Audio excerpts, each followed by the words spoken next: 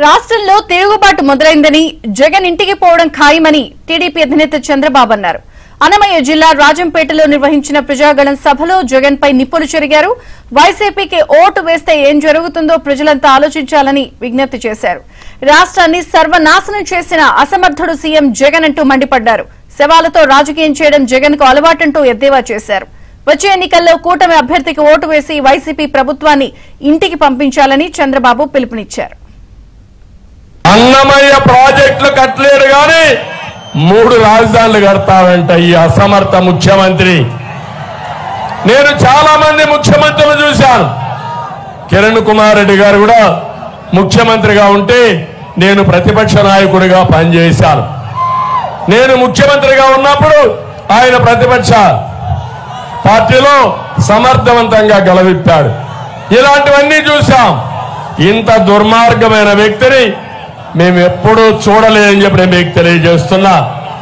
యువత నేను ఒకటి అడుగుతున్నా, తమిళలో మీకు ఉద్యోగాలు వచ్చాయని అడుగుతున్నా, వస్తాయని అడుగుతున్నా, నమ్మకం ఉందని మేము అడుగుతున్నా. మళ్ళీ మేము హామీ ఇస్తున్నాం, మేము వస్తానే మెగా డిఎస్సి పెడతాం. మొదటి సంతకం మెగా డిఎస్సి పైనే పెడతాం. తమిళలో 20 లక్షల ఉద్యోగాలు ఇచ్చే బాధ్యత మాది. మీ అందరినీ కోరుతున్నాం, మా దగ్గర అనుభవం ఉంది, చేయాలనే పట్టుదల ఉంది. మేము ఎప్పుడు కూడా ఆలోచించేది ఈ రాష్ట్రం బాగుండాలనే ఉద్దేశంతోనే మేమందరం ఇక్కడ కలిసి వచ్చాం. ఈరోజు ఒక్క విషయం మీరు గుర్తుపెట్టుకోండి, పవర్ స్టార్ పవన్ కళ్యాణ్ గారు ఈ రాష్ట్రం కోసం ఆలోచించే వ్యక్తి. 2014లో పోటీ చేయకుండా ఎన్డీఏకి సహకరించిన వ్యక్తి, సపోర్ట్ చేసిన వ్యక్తి పవన్ కళ్యాణ్ గారు అని చెప్పి నేను మీకు తెలియజేస్తున్నా.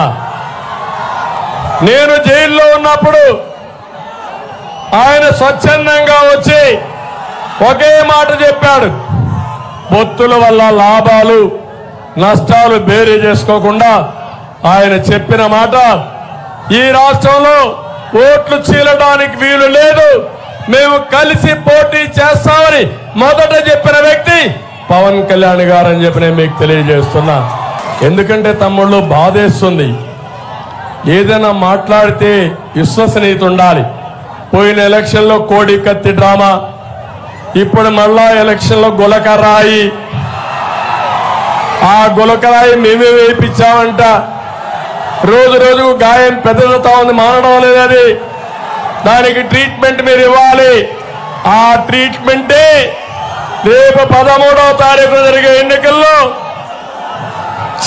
చిత్తుగా ఓడించాల్సిన బాధ్యత మీ పైన ఉందని మిమ్మల్ని కోరుతున్నా. ఇక్కడ జిల్లా కేంద్రం వస్తే మెడికల్ కాలేజ్ వస్తుంది, ఇంజనీరింగ్ కాలేజీలు ఉన్నాయి.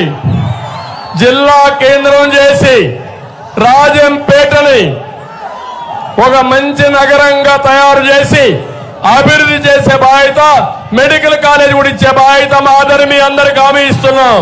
2019లో బాబాయిని గొడ్డలతో చంపి రాజకీయం చేశారు, అవునా కాదా అని అడుగుతున్నా. తమిళలో నేను అడుగుతున్నా, ఊ కిల్డ్ బాబాయ్, ఊ కిల్డ్ బాబాయ్, ఊ కిల్డ్ బాబాయ్.